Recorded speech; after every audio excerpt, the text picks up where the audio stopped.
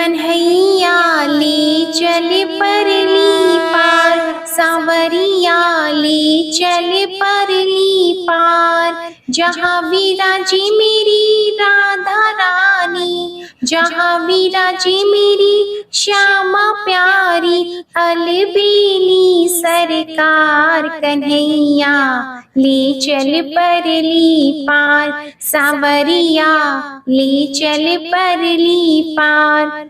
ओम श्री विष्णवे नमः। मैं हूँ वामिका और आप सभी का हमारे चैनल आध्यात्मिक सागर में हार्दिक अभिनंदन है। आज आप सुनेंगे कार्तिक मास महात्म्य का अध्याय 21। इसी के साथ आप सुनेंगे भगवत गीता का पाठ, विष्णु चालीसा का पाठ, तुलसी माता की कथा और तुलसी माता की आरती। भगवान श्री कृष्ण सत्यभामा से बोले, हे प्यारी, नारद मुनि के वचनों को सुनकर विस्मित मन होकर पृथु ने उनका अच्छी तरह पूजन करके उन्हें विदा कर दिया। अब तुमने जान लिया कि माघ, कार्तिक और एकादशी ये तीनों व्रत मुझको क्यों प्यारे हैं। वनस्पतियों में तुलसी, महीनों में कार्तिक, तिथियों में एकादशी और क्षेत्रों में द्वारिका मुझको अति प्यारी है। जितेंद्रिय होकर जो इनका सेवन करेगा वह हमको इतना प्रिय होगा जितना यज्ञ आदिकों के करने वाला नहीं होता। इन तीनों का सेवन करने वाले मनुष्यों को संसार की विपत्तियों से भय नहीं करना चाहिए। मेरे अनुग्रह से उनके जीवन सुख से बीतते हैं। तो सत्यभामा बोली, हे नाथ, आपने जो कहा है कि दूसरे के दिए हुए आधे पुण्य से कलहा तर गई, ये बहुत आश्चर्य की बात है। यह कार्तिक का व्रत क्या आपको इतना प्रसन्न करने वाला है? परायों द्वारा किया पुण्य देने से मिल जाता है और बिना दिए भी सो आप मुझसे कहिए। तब भगवान श्री कृष्ण बोले कि बिना दिए हुए पुण्य और पाप जिस कर्म से मिलते हैं वह तुम सुनो। सतयुग, त्रेता युग और द्वापर युग में देश में गांव और कुल पुण्य पाप के दूसरे अंश के भागी होते हैं और कलयुग में करने वाला ही भोगता है। संसर्ग न करने पर भी यह व्यवस्था की गई है और संसर्ग में जैसे पुण्य पाप दूसरे को मिलते हैं वह सुनो। एक जगह बैठने से, विषय करने से, विवाह संबंध से, एक पात्र में खाने से मनुष्य को पुण्य पाप के आधे फल को प्राप्त होता है। पढ़ाने से, यज्ञ कराने से, एक पंक्ति में भोजन कराने से मनुष्य परोक्ष में पाप और पुण्य के चौथाई फल को प्राप्त होता है। देखने और ध्यान से मनुष्य दूसरे के लिए पुण्य और पाप के 100वें भाग को प्राप्त करता है। दूसरे की निद्रा और चुगली और धिक्कार देने से उसके पापों का ग्रहण करके अपने पुण्य को देता है।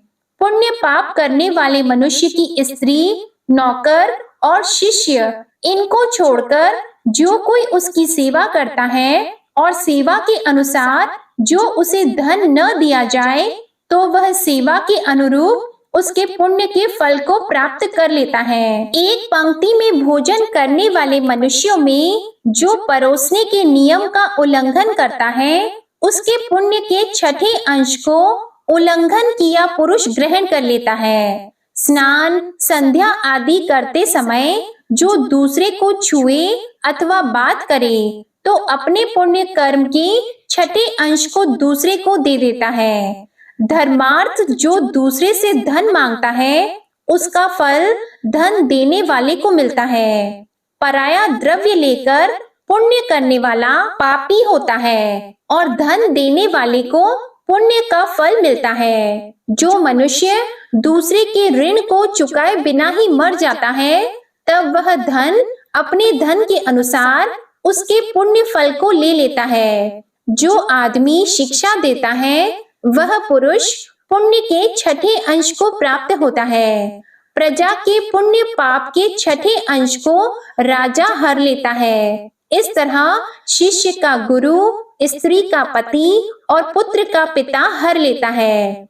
पति के अनुकूल रहने और उसके मन को प्रसन्न करने वाली स्त्री पति के पुण्य का आधा भाग ले लेती है। जो पुण्यात्मा पराये हाथ से दान करता है, नौकर और पुत्र को छोड़कर, करने वाले के छठे अंश को प्राप्त होता है। जीविका देने वाला खाने के छठे अंश को पाता है। जो वह उससे सेवा न कराए तो ऐसे बिना दिए इकट्ठे पुण्य भी मनुष्य को मिलते हैं, परंतु कलयुग में ये नियम नहीं है। पुण्य और पाप को भोगने वाला करता ही होता है। इसमें एक पुराना इतिहास बड़ा पवित्र उग्र बुद्धि को देने वाला है, उसे तुम सुनो। जय श्री कृष्णा। अब आप सुनिए भगवत गीता का यह महात्म्य।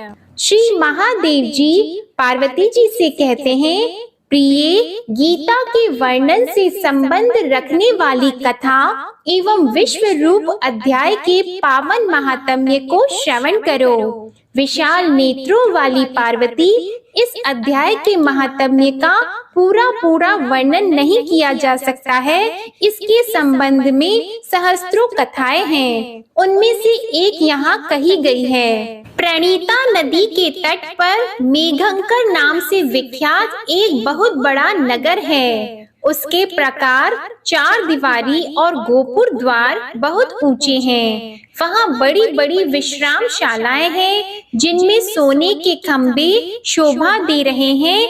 उस नगर में श्रीमान, सुखी, शांत, सदाचारी तथा जितेंद्रिय मनुष्यों का निवास है। वहाँ हाथ में शांग नामक धनुष धारण करने वाले जगदीश्वर भगवान विष्णु विराजमान हैं। वे पर ब्रह्मा के साकार स्वरूप हैं। संसार के नेत्रों को जीवन प्रदान करने वाले हैं। उनका गौरवपूर्ण श्री विग्रह भगवती लक्ष्मी के नेत्र कमलों द्वारा पूजित होता है। भगवान की वह झांकी वामन अवतार की है। मेघ के समान उनका श्याम वर्ण तथा कोमल आकृति है। वक्षः स्थल पर श्री वत्स का चिन्ह शोभा पाता है।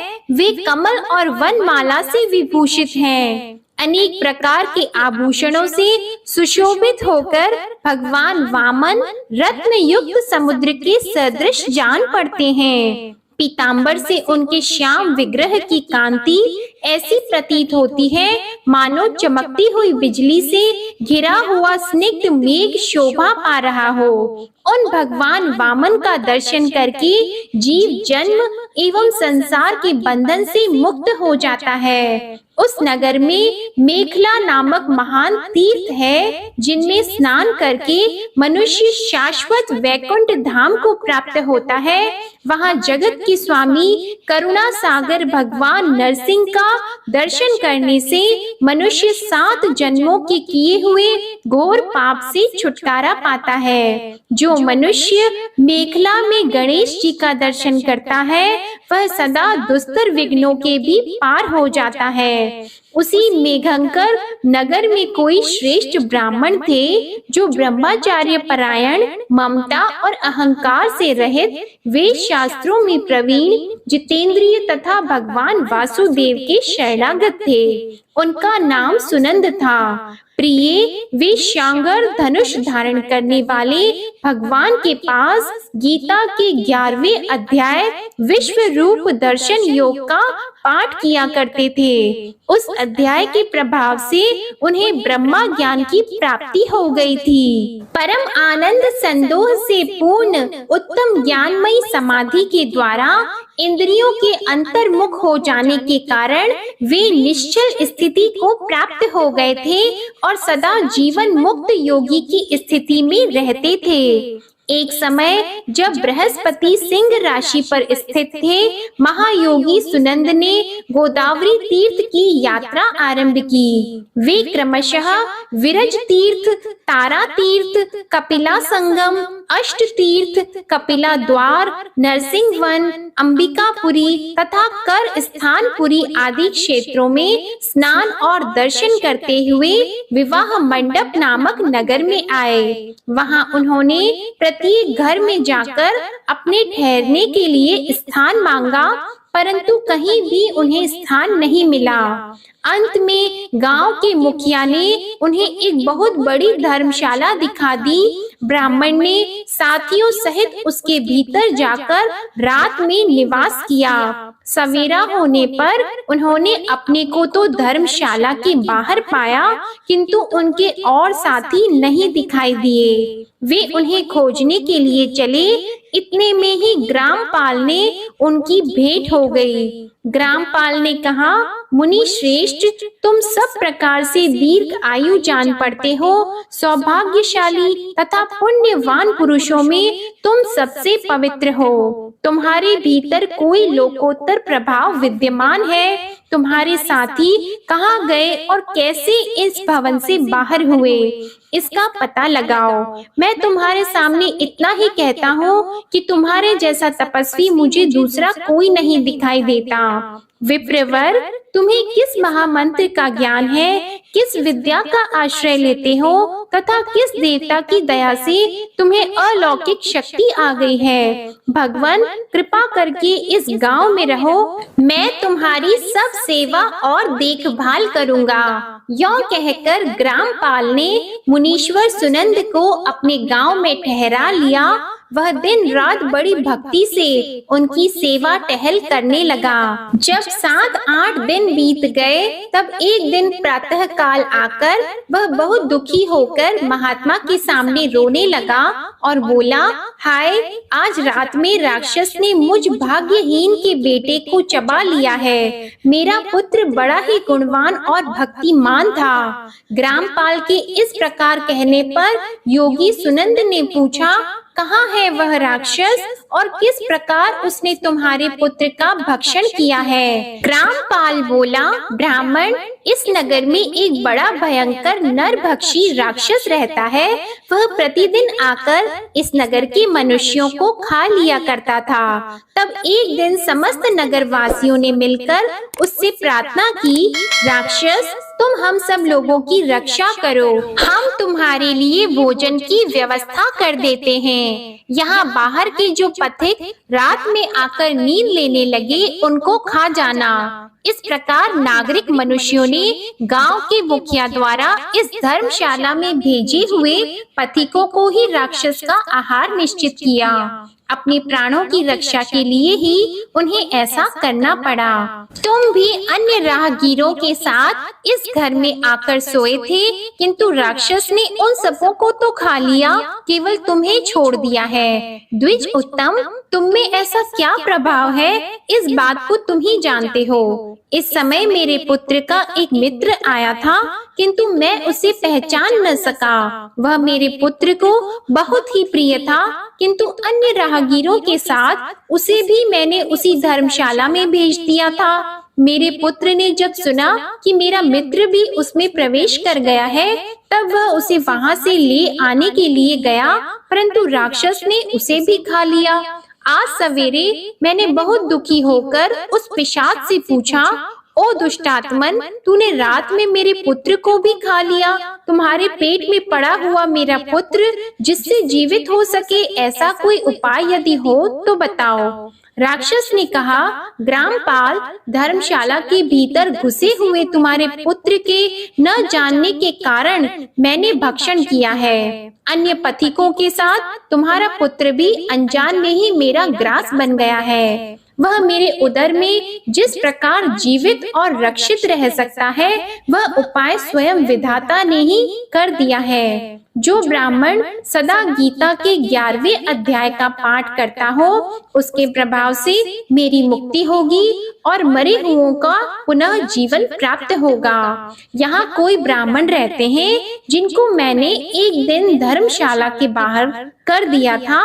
वे निरंतर गीता के 11वें अध्याय का जप किया करते हैं। इस अध्याय के मंत्र से 7 बार अभिमंत्रित करके यदि वे मेरे ऊपर जल का छींटा दे तो निसंदेह मेरा शाप से उद्धार हो जाएगा। इस प्रकार उस राक्षस का संदेश पाकर मैं तुम्हारे निकट आया हूँ। ब्राह्मण ने पूछा, ग्रामपाल, जो रात में सोए हुए मनुष्यों को खाता है वह प्राणी किस पाप से राक्षस हुआ है? ग्रामपाल बोला, ब्राह्मण, पहले इस गांव में कोई किसान ब्राह्मण रहता था।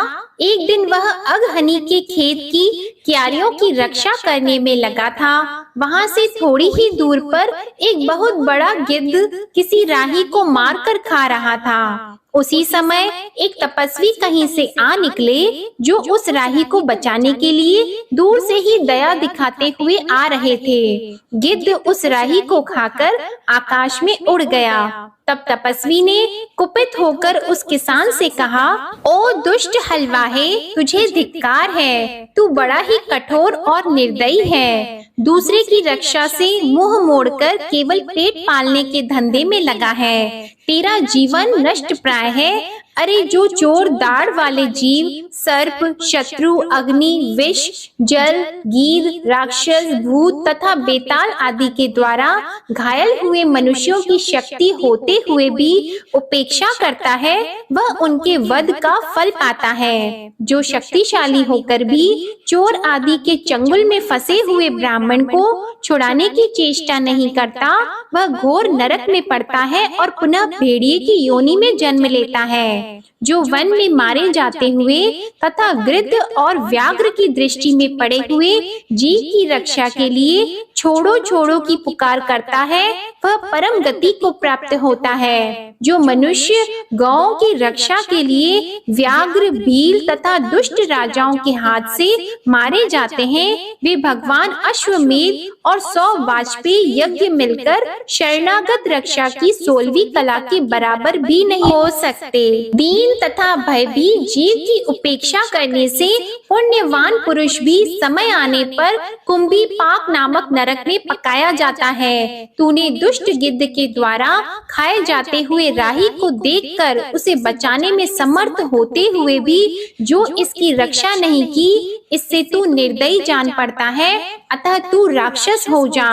हलवाहा बोला, महात्मन, मैं यहाँ उपस्थित अवश्य था, किंतु मेरे नेत्र बहुत देर से खेत की रक्षा में लगे थे, अतः पास होने पर भी गिद्ध के द्वारा मारे जाते हुए इस मनुष्य को मैं नहीं जान सका, अतः मुझ दीन पर आपको अनुग्रह करना चाहिए। तपस्वी ब्राह्मण ने कहा, जो प्रतिदिन गीता के 11वें अध्याय का जप करता है, उस मनुष्य के द्वारा अभिमंत्रित जल जब तुम्हारे मस्तक पर पड़ेगा, उस समय तुम्हें शाप से छुटकारा मिल जाएगा। यह कहकर तपस्वी ब्राह्मण चले गए और वह हलवाहा राक्षस हो गया। अतः द्विज श्रेष्ठ, तुम चलो और 11वें अध्याय से तीर्थ के जल को अभिमंत्रित करो, फिर अपने ही हाथ से उस राक्षस के मस्तक पर उसे छिड़क दो। ग्रामपाल की यह सारी प्रार्थना सुनकर ब्राह्मण का हृदय करुणा से भर आया। वे बहुत अच्छा कहकर उसके साथ राक्षस के निकट गए। वे ब्राह्मण योगी थे। उन्होंने विश्व रूप दर्शन नामक 11वें अध्याय से जल अभिमंत्रित करके उस राक्षस के मस्तक पर डाला। गीता के 11वें अध्याय के प्रभाव से वह शाप से मुक्त हो गया। उसने राक्षस देह का परित्याग करके चतुर्भुज रूप धारण कर लिया तथा उसने जिन सहस्त्रों पथिकों का भक्षण किया था, वे भी शंख, चक्र एवं गदा धारण किए चतुर्भुज रूप हो गए। तत्पश्चात वे सभी विमान पर आरूढ़ हुए। इतने में ही ग्रामपाल ने राक्षस से कहा, निशाचर, मेरा पुत्र कौन है, उसे दिखाओ। उसके यों कहने पर दिव्य बुद्धि वाले राक्षस ने कहा, ये जो तमाल के समान श्याम, 4 भुजाधारी, माणिक्यमय, मुकुट से सुशोभित तथा दिव्य मणियों के बने हुए कुंडलों से अलंकृत है, हार पहनने के कारण जिनके कंधे मनोहर प्रतीत होते हैं, जो सोने के भुजबंधों से विभूषित, कमल के समान नेत्र वाले, स्निग्ध रूप तथा हाथ में कमल लिए हुए हैं और दिव्य विमान पर बैठकर देवत्व को प्राप्त हो चुके हैं, इन्हीं को अपना पुत्र समझो। यह सुनकर ग्रामपाल ने उसी रूप में अपने पुत्र को देखा और उसे अपने घर ले जाना चाहा। यह देखकर उसका पुत्र हंस पड़ा और इस प्रकार कहने लगा।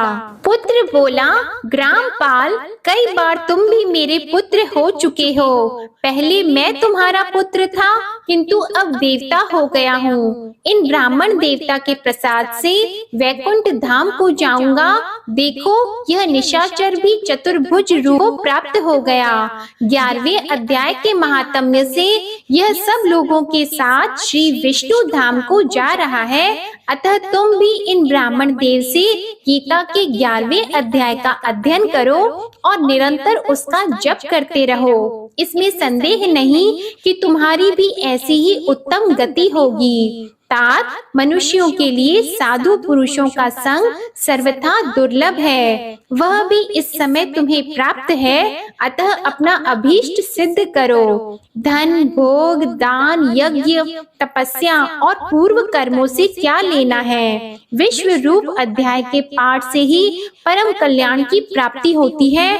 पूर्ण आनंद संदोह स्वरूप श्री कृष्ण नामक ब्रह्मा के मुख से कुरुक्षेत्र में अपने मित्र अर्जुन के प्रति जो अमृतमय उपदेश निकला था, वही श्री विष्णु का परम तात्विक रूप है। तुम उसी का चिंतन करो।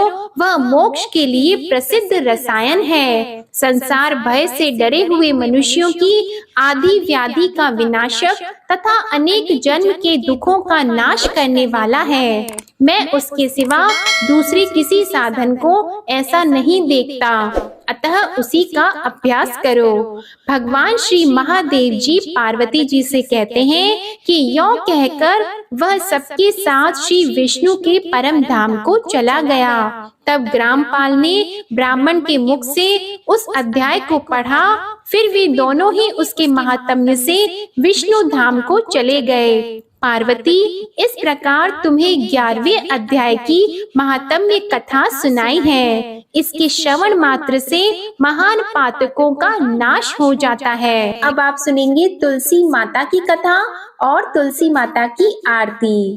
कार्तिक के महीने में एक बुढ़िया माई तुलसी जी को सींचती थी और कहती थी, हे तुलसी माता, सत की दाता, मैं तेरा बिरला सींचती हूँ। मुझे बहू दे, पीतांबर की धोती दे, मीठा मीठा घास दे, वैकुंठा में वास दे, चटक की चाल दे, पटक की मोत दे, चंदन का काट दे, रानी सा राज दे, दाल भात का भोजन दे, 11 की मौत दे, कृष्ण जी का कंधा दे।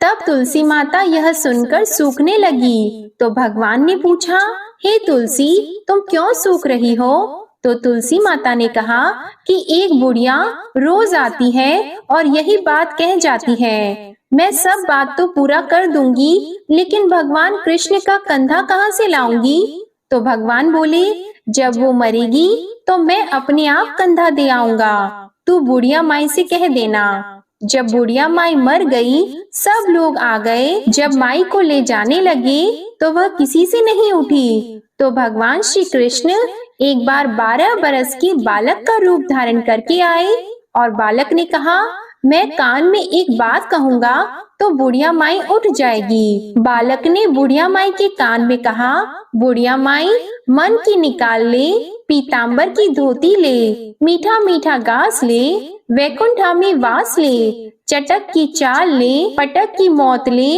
कृष्ण जी का कंधा ले। यह सुनकर बुढ़िया माई हल्की हो गई। तो भगवान श्री कृष्ण ने उन्हें कंधा दिया और बुढ़िया माई को मुक्ति मिल गई।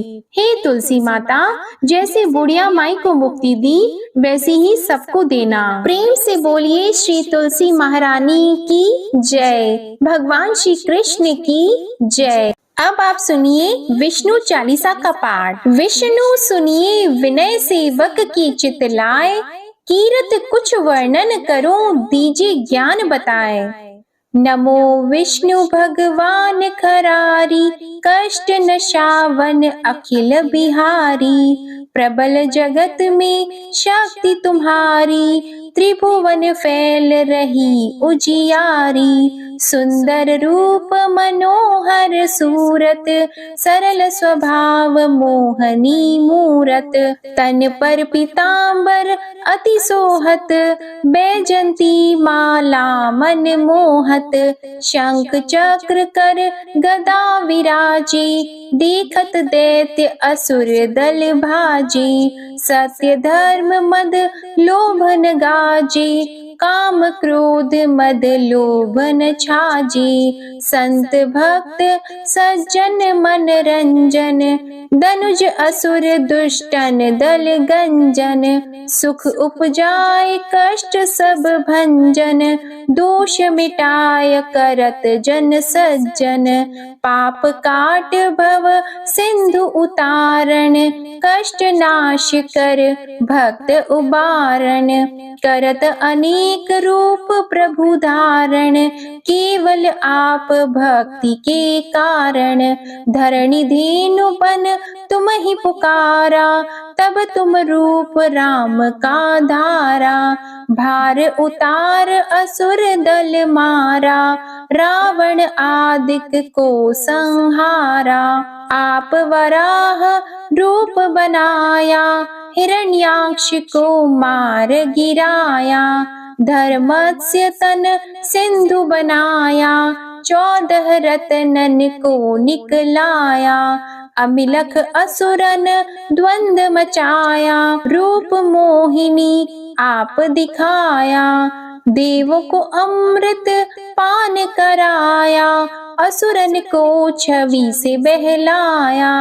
कूर्म रूप धर सिंधु मझाया, मंदराचल गिरि तुरत उठाया। शंकर का तुम फंद छुड़ाया, भस्मासुर को रूप दिखाया।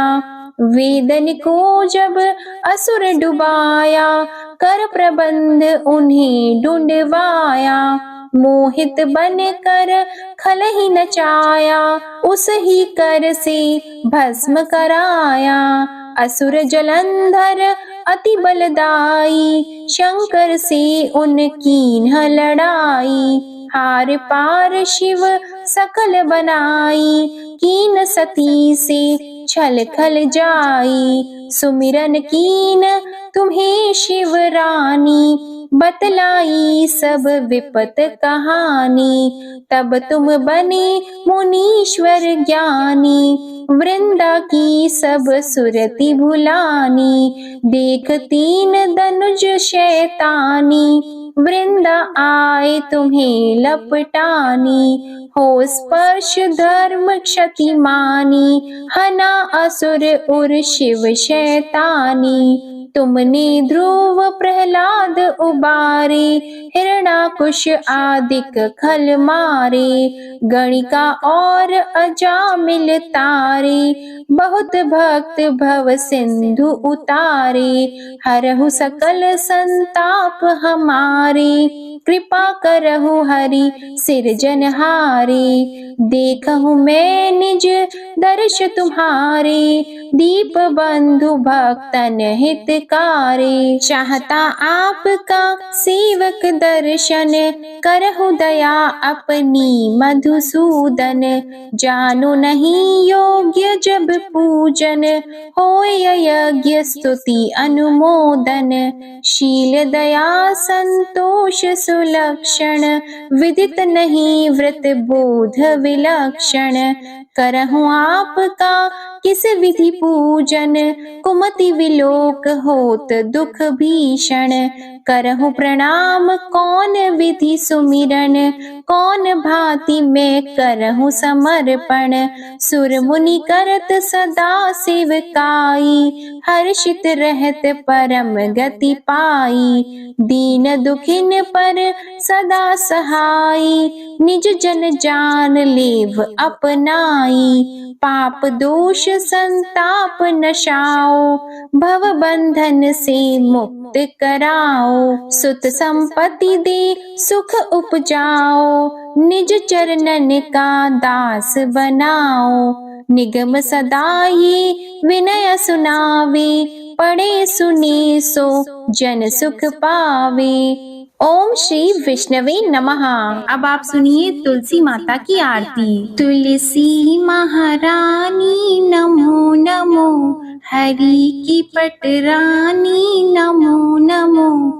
तुलसी महारानी नमो नमो, धन तुलसी पूरण तप कीनो, शालिग्राम बनी पटरानी नमो नमो। तुलसी महारानी नमो नमो, हरि की पटरानी नमो नमो। जाकी पात्र मंजरी कोमल, श्रीपति कमल चरण लपटानी नमो नमो। तुलसी महारानी नमो नमो, हरि की पटरानी नमो नमो। कौन से महीने बोई रानी तुलसा, कौन से महीने हुई हरियाली नमो नमो। कौन से महीने हुई तेरी पूजा, कौन से महीने हुई पटरानी नमो नमो। तुलसी महारानी नमो नमो, हरि की पटरानी नमो नमो। आषाढ़ मास में बोई रानी तुलसा, सावन मास में हुई हरियाली नमो नमो। तुलसी महारानी नमो नमो। कार्तिक मास में हुई तेरी पूजा, मंगसिर मास में हुई पटरानी नमो नमो। तुलसी महारानी नमो नमो। धूप दीप नैवेद्य आरती, पुष्पन की वर्षा बरसानी नमो नमो। तुलसी महारानी नमो नमो। 56 भोग 3600 व्यंजन, बिन तुलसा हरि एक न मानी नमो नमो। तुलसी महारानी नमो नमो। जो तुलसी को सवेरे गाए, श्री कृष्ण के दर्शन पाए नमो नमो। तुलसी महारानी नमो नमो। जो तुलसी को दोपहर में गाए, खीर खांड का भोग लगाए नमो नमो। तुलसी महारानी नमो नमो। जो तुलसी को सांझ को गाए, श्री कृष्ण की आरती उतारे नमो नमो। तुलसी महारानी नमो नमो। जो तुलसी को रात को गाए, श्री कृष्ण के चरण दबाए नमो नमो। तुलसी महारानी नमो नमो। सभी सखी मैया तेरो यश गावे, भक्ति दान दीजिए महारानी नमो नमो। तुलसी महारानी नमो नमो। तुलसी महारानी नमो नमो, हरि की पटरानी नमो नमो। प्रेम से बोलिए तुलसी माता की जय, लक्ष्मी माता की जय, भगवान विष्णु जी की जय। यह थी आज की कार्तिक मास महात्म्य की कथा। आपको ये कथा पसंद आए तो वीडियो को लाइक करिएगा, शेयर करिएगा, कमेंट में लक्ष्मी जी, विष्णु जी और तुलसी माता जी की जय जरूर लिखिएगा और चैनल को भी सब्सक्राइब करिएगा। जय श्री कृष्णा।